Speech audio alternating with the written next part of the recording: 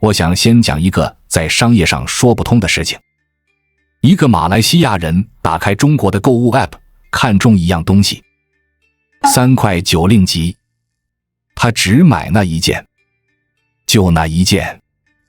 然後他看到2個字，包郵，不是滿100包郵，不是滿200包郵，是不限額，買一件他也幫你送。我們來算一下這件事，這一件商品要從中国某个工厂出來，裝箱貼單送到集貨倉，跟其他幾萬個包裹合併，塞進一架貨機的副艙或者一個海運櫃，飛越3000公里落地馬來西亞，清關分揀，最後由一位騎摩托的送貨員送到門口。每一個環節都要錢，飛機要燒油，倉庫要付租金，清關要人工，那位送貨大哥是要養家的。所有這些加起來，最後賣3塊9，還包郵。這在物理上說不通，除非那些錢並沒有消失，它只是被搬到了別的地方。這就是這支影片要做的事。我不打算跟你講為什麼中國貨便宜，那個答案網上有1萬個版本，講來講去就是供應鏈，就是規模，就是沒有中間商，太淺了，而且不完整。我要做的是一件更笨也更有意思的事，我們來追蹤錢。我先把整支片的核心判斷講出來，你現在就可以記住，然後用接下來的時間檢驗它。價格不會憑空消失，它只會轉移。那3塊9的商品正常應該賣15塊，消失的11塊一定還在這個世界的某個角落，它可能變成某個工廠主少賺的錢，可能變成一個消費者多花的2個星期，可能變成某條老街上的一家店，某一天早上再也沒有拉開的那道鐵閘。我們的任務就是把每一筆消失的錢追蹤到它真正落地的那個人身上。一共5站。第一站，你的手機。第一站就在你手上。我想請你回想一下，按下立即購買之前，你想了多久？大概3秒，可能更短。這3秒是整個故事裡最關鍵也最被低估的一環。傳統的購物是需求驅動，你家的電水壺壞了，你需要一個新的，你出門去買。需求在前，購買在後。而這一類平台做的是完全另一件事，我把它叫做發現驅動。你不是缺那個東西，你是被怎麼可以這麼便宜這個事實本身給說服了。看清楚這中間的差別，你就看清楚了這門生意的地基。因為當價格低到某個臨界點以下，人腦會發生一件非常微妙的事，他會跳過評估。你不會為一件3塊9的東西做功課，你不會去查評價、比規格，想我到底需不需要，算家裡是不是已經有一個了。因為這些動作本身的成本，你的時間、你的腦力已經超過商品本身的價格。做功課不划算，所以你不做，所以你按下去。我給這個現象取了一個名字，叫判斷力的定價。這些平台真正賣掉的從來不是那條充電線，他們賣掉的是你原本會花在判斷上的那3分鐘。他們用低價把你的判斷成本壓到了0，而當判斷被跳過，購買次數就會指數級暴漲。這就是第一筆被轉移的成本。它沒有變成錢，它變成了2樣東西：你的注意力和你家那個越來越滿的抽屜。那個抽屜你知道我在講哪一個？裡面有3條接觸不良的充電線，一個用過1次的手機支架，一個第2個月就轉不動的小風扇。你以為你省了錢？單筆來看，你確實省了，但把1年加起來看呢？我不是要你有罪惡感，等一下我會非常明確地講，我認為普通消費者在這件事上完全沒有道德負擔。但你得先看清楚，低價改變的不是你買不買，是你在買之前想多久。這一戰，你付出的是判斷力。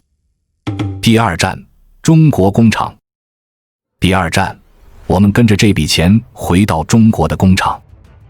這裡我要打破一個幾乎所有影片都在講的說法。很多人告訴你，中國貨便宜是因為工廠直發，砍掉中間商。這句話對，但它只對了大概30%。真正的答案要難聽一點，也真實一點。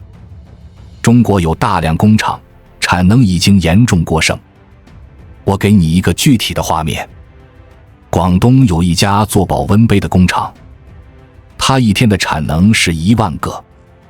它原本接歐美品牌的訂單，日子過得不錯。這幾年那些訂單在縮水，可能是關稅，可能是轉單，可能是歐美自己的消費在放緩。現在它一天只有6000個訂單，剩下的4000個的產能怎麼辦？機器已經買了，錢花掉了，廠房租金照付，工人不能放長假，一放假下個月你就找不回来了，熟手師傅一走，幾年內補不回來。模具是一次性投入，多做一個杯子的邊際成本可能只有材料費再加一點點電費。在這種處境下，這4000個杯子的定價邏輯會發生根本性的改變。它不再需要覆蓋固定成本，它只需要覆蓋邊際成本再加上一點點。這就是為什麼價格可以低到你覺得不可思議，因為你買到的那個杯子在會計上是一個已經不用再分攤廠房租金的杯子。所以拼多多、Temu 以及所有這一類平台，它們的本質是什麼？它們是一台過剩產能的排水泵。他們做的事情是把這些工厂用不完、必須被消化掉的產能接上一條水管，然後把出口對準全世界那些還沒被灌滿的市场。而這裡有一個我認為全網都講得太少，但極其關鍵的轉折。請你記住這2個日期：2025年5月2日，美國取消了$800以下進口包裹的免稅待遇；2026年7月1日，歐盟取消了$150以下小包裹的關稅豁免，改成按品項徵收固定關稅。據報道，受影響的包裹裡，超過90%來自中國電商。英國、日本也在陸續收緊，2扇最大的門在1年多的時間裡接連關上。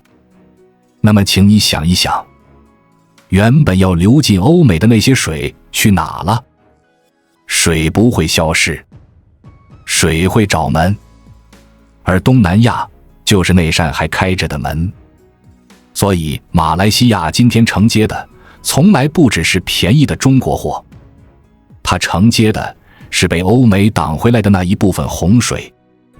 這個判斷，我認為是整件事裡最重要也最少人講清楚的一點。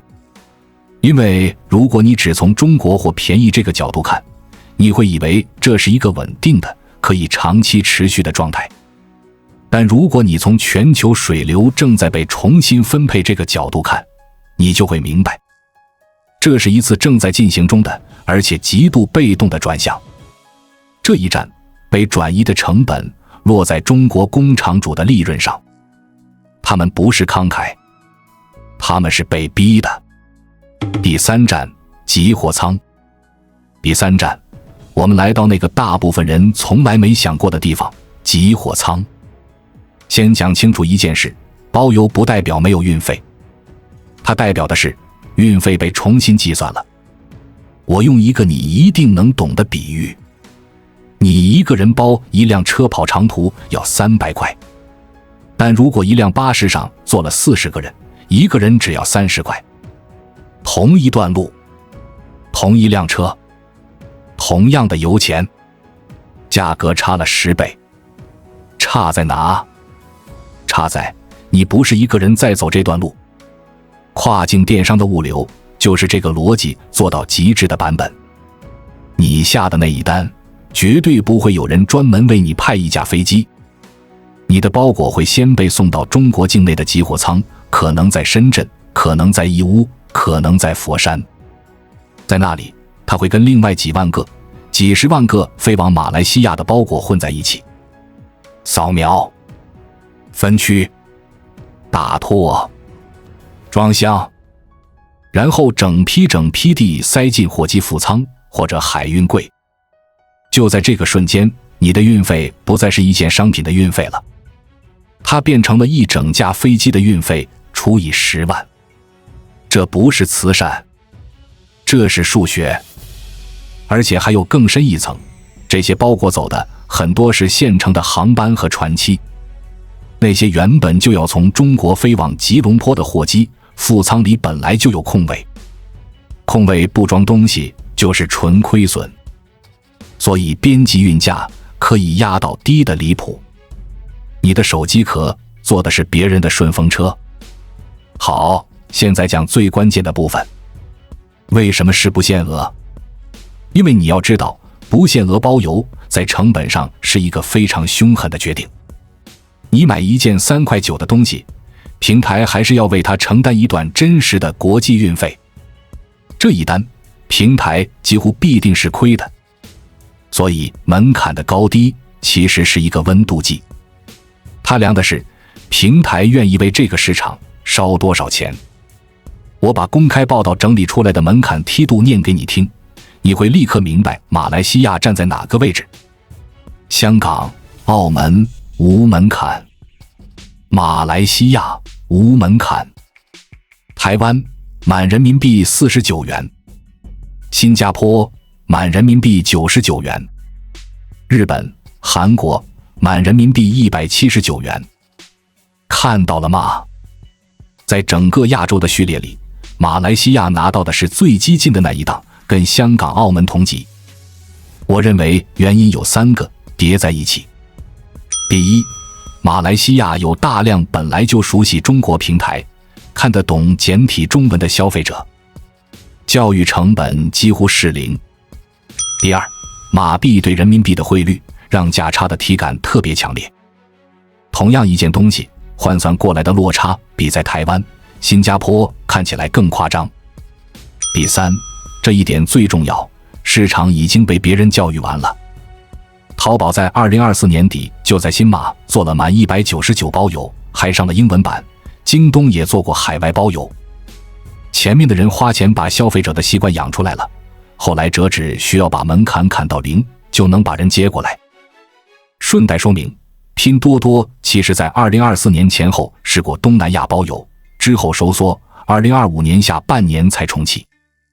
所以這不是一次心血來潮，是第2次進攻。不限額這3個字不是福利，它是一張標價單，上面寫着這個市場我要定了。但請注意，這裡開始出現代價了。要把成本壓到這個程度，有一樣東西必須被犧牲：時間。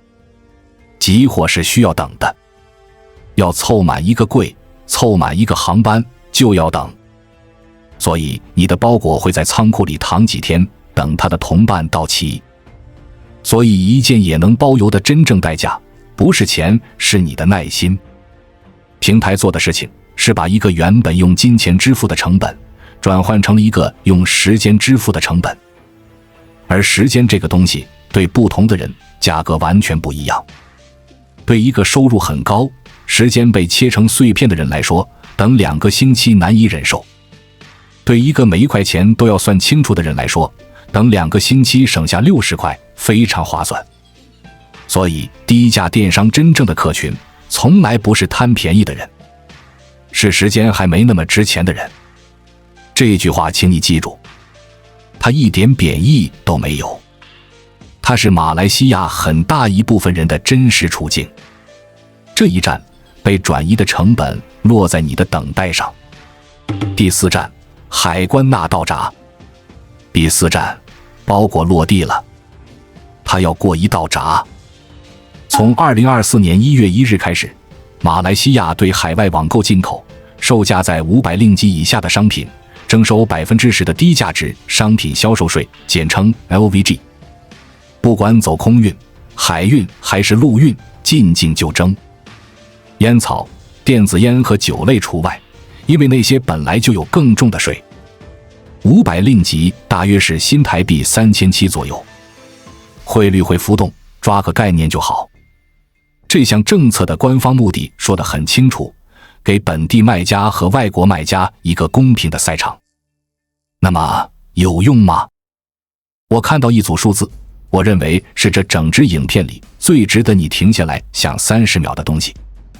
有中文財經媒體引述馬來西亞財政部的數據說，2025年的 LVG 稅收大約是 8.17 億令吉，而2024年大約是 4.76 億令吉。這意味着什麼？意味着稅完全沒有壓制住跨境購買。它不但沒有壓住，這條水管還在急速變粗。我想提出一個可能有點反直覺的看法，這項稅真正的效果可能不是保護，而是接管。在有稅之前，這些跨境包裹對國家來說是一條灰色的、看不見的水流。有了稅之後，這條水流被接上了流量計，接近了財政。國家開始從裡面收錢。於是，一件很微妙的事情發生了，這條水管從此變成了國家收入的一部分。而任何一個已經在收錢的東西，要把它關掉，會變得非常非常困難。這就是為什麼我認為那10%從來不是一道牆，它是一個收費站。而且我們還得面對一個更冷的事實，加了稅之後，價差依然巨大。我看到有網友曬過一個例子，同一款輪胎從中國平台買折算下來30幾令吉，同型號在本地市場通常要150令吉以上。這個例子來自網友曬單、型號、批次是否正品，我無法逐一核實，但價差的量級跟我看到的其他品類是一致的。10個8仙改變不了3倍的價差。這就像你想用一把傘去擋一場海嘯，這一站被轉移的成本進了國庫，聽起來是好事，但請跟我到下一站，因為國庫多收的這筆錢是有人在付的。第5站，你家附近那家店。第5站，這是我最想跟你講清楚的一站。我們來到馬來西亞某個小鎮的老街，那家開了很多年的小店，可能是五金店，可能是手機配件店，可能是賣家居雜貨的，也可能是一個在電商平台上開了3年，請了2個員工的本地賣家。大部分影片講到這裡會用一個詞：競爭，說本地小商家競爭不過中國平台。我認為這個詞是錯的，而且錯得很嚴重。因為競爭這個詞預設了雙方在做同一件事，賣同一個東西，只是一方做得更好。但實際發生的不是這樣。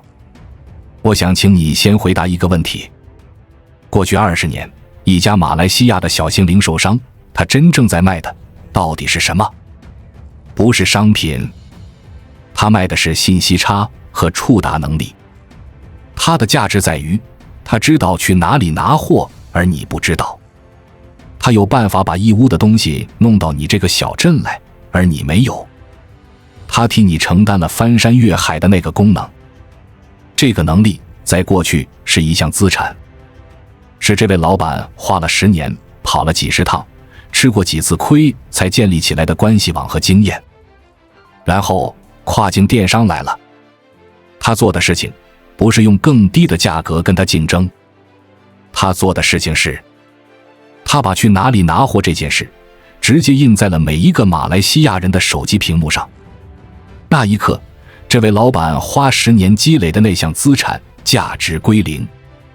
這在會計上有一個專門的詞叫資產減記，就是你賬上那個東西一夜之間不值錢了。這不是他不夠努力，不是他不夠拼，不是他不肯轉型，是他賴以生存的那項能力被技術直接刪除了。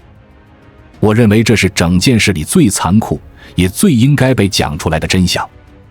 因為如果我們繼續用競爭這個詞，就等於在暗示是他自己不行。不是的，一個人可以輸給更強的對手，但一個人沒有辦法輸給一個把他整個職業的存在理由都刪掉的技術變化，而且壓力還不止這一層。平台自己的抽成也在往上走。我看到報道說，Shopee 馬來西亞從2026年2月開始額外加收 5% 的技術支持費，前面被價格碾壓，後面被平台抽成推擠。這件事已經上升到國會層級。霹靂州務邊的國會議員陳嘉興公開呼籲政府在建立跨境反傾銷機制之前，先延後拼多多在馬來西亞的上線。貿工部也一直在檢討1993年的反補貼與反傾銷稅法令。這些動作說明了一件事，這已經不是一個消費者省錢的話題了，它已經變成產業政策的問題。順帶給你一個數字，讓你知道這個盤子有多大。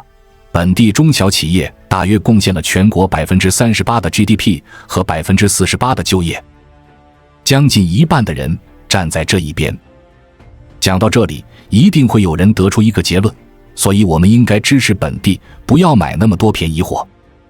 我要在這裡明確表達一個可能會得罪一部分人的看法。我不認為普通消費者在這件事上有任何道德負擔。要求一個每個月為房貸、車貸、孩子學費喘不過氣的人，為了支持本地去付3倍的價格，這是把一個結構性的問題轉嫁給這個結構裡最沒有能力承擔的人，這不公平，而且這沒有用。真正需要被問的問題，不是你為什麼買便宜的，真正需要被問的問題是，馬來西亞的本地零售業為什麼在長達20年的時間裡，它的核心價值主張一直是我有貨，你沒有。當你的護城河是信息差，你的護城河就一定會幹。因為信息差是這個世界上貶值最快的資產，互聯網存在的意義就是消滅信息差。所以如果你今天就是那個小商家，我不會跟你說加油、堅持、撐下去，那是廢話，那是站着說話不腰疼。我會跟你說，去做跨境物流永遠做不到的那3件事。第一件，及時。跨境的極限是幾天到2個星期，他永遠做不到今天下午3點，你要我給你。冷氣壞了，水管爆了，明天要用的東西忘了買，婚禮當天發現少了一樣。這些場景，中國工厂再便宜也救不了你。這是本地零售唯一一塊不會被搶走的地，請把它守死。第二件，售後與責任。壞了，有一個人在這裡，你可以走進去，把東西放在櫃檯上，看着他的眼睛。跨境電商的退貨成本高到接近不可能。一個30塊的東西壞了，你不會為它寄回中國，你會罵一句，然後丟掉。那句被罵的話，就是本地商家的市場空間。第3件，合規與信任。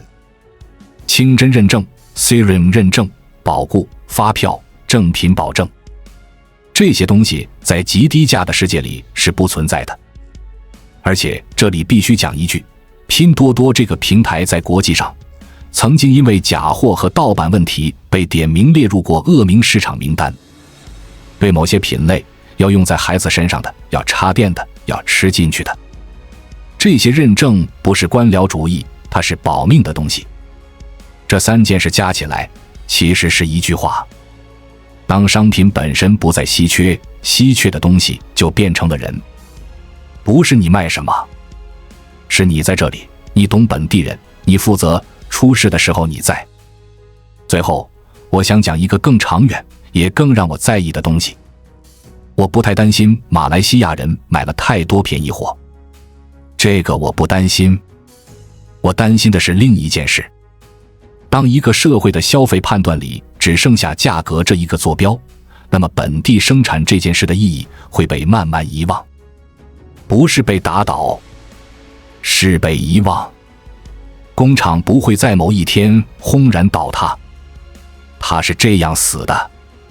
先是訂單少了一點，老闆決定不請新人，再來是老師傅退休了，沒有年輕人接，然後是設備老了，算一算不值得換。然後有一天，老闆發現把廠房租出去收租，避開長本，一整條產業鏈就這樣安安靜靜地斷掉了。而製造能力有一個非常殘酷的性質，它是不可逆的。你可以在3個月內關掉一家工廠，但你沒有辦法在3年內重建它，因為你重建得回機器，你重建不回那批會用機器的人。師傅、技工、模具師、品管，那些只存在於老員工腦子裡的經驗，這些東西一旦散了，就是散了。而這幾年已經反覆證明過，這個世界會突然斷供，會突然加關稅，會突然發生疫情和戰爭。在這樣的世界裡，一個國家如果失去了自己做得出東西的能力，那不是省錢，那是把自己的命運交到別人手上。所以這支影片，我不是要你別買，我是要你知道你在買什麼。當你按下那個立即購買的時候，你參與的不只是一筆3塊9的交易，你參與的是一場跨越3000公里的成本轉移。工廠主讓出了利潤，貨機讓出了空位，平台讓出了這一單的運費，因為他要買你這個人。國庫收走了他那一份。買的人讓出了2個星期的等待和3分鐘的判斷，而老街上那家店讓出的是它存在的理由。價格不會憑空消失，它只會轉移。現在你知道它轉移到哪裡去了。最後我留一個問題給你，我是真的很想看留言。你上一次特地走出门，多付一點錢去本地店家買東西，是為了什麼？不是因為愛國，不是因為道德，就是因為那一刻那家店給了你一個跨境電商給不了的東西。那個東西是什麼？告訴我。我覺得那才是馬來西亞的小商家真正應該拿去賣的東西。